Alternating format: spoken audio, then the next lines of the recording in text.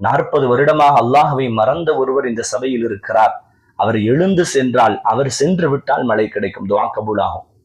உடனே மூசா நபி அவர்கள் அந்த 70,000 நபர்களில் ஒருவர் எழுந்து செல்ல வேணும்னு சொல்றாங்க, போகணும்னு சொல்றாங்க.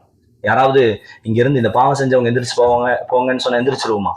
ரப்பு மறைச்சு வச்சிருக்காங்க. ரப்பு கிருபையாளன், மிகப்பெரிய கிருபையாளன். இமாம் சுஃபியானு சௌரி ரஹிமத்துல்லாஹி அவர்களின் வார்த்தையில் பார்த்தால் அவங்கள்ட்ட ஒரு கேள்வி கேட்கப்பட்டுச்சு. மறுமையில ஒரு ஆப்ஷன் உங்களுக்கு கொடுக்கப்படுது. உங்க அம்மா கேள்வி கேட்கணுமா இல்ல ரப்பு கேட்கணுமான எதை தேர்ந்தெடுப்பீங்க? நாம சொல்லுவோம், எங்க அம்மா என்னதான் இருந்தாலும் என் மேல பாசக்காரி தான், எங்க அம்மா என் மேல பாசத்தை காட்டுவாங்க, எங்க அம்மா கேட்கட்டும்னு சொல்லிடுவோம். சுஃபியானு சௌரி ரஹிமத்துல்லாஹி அவர்கள் சொன்னார்கள், என்ன இது கேள்வி?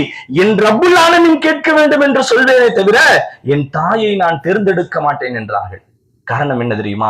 என் ரப்பு என் பாவங்களை கண்டும் காணாமல் மன்னிக்கிற காரணத்தினால்தான் இன்று நான் கண்ணியமானவனாக இருக்கிறேன். என்னுடைய ரகசியம் உங்களுக்கு தெரியுமா?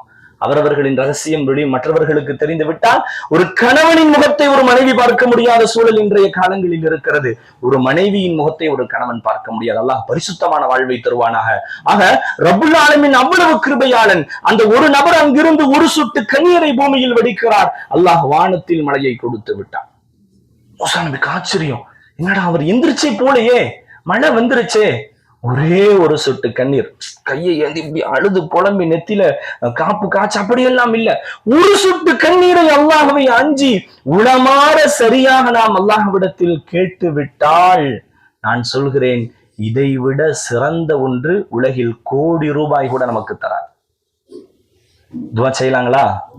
அப்படி துஆ செய்ய வேண்டும் என்றார்கள் முஹம்மது ரசூலுல்லாஹி ஸல்லல்லாஹு அலைஹி வஸல்லம்.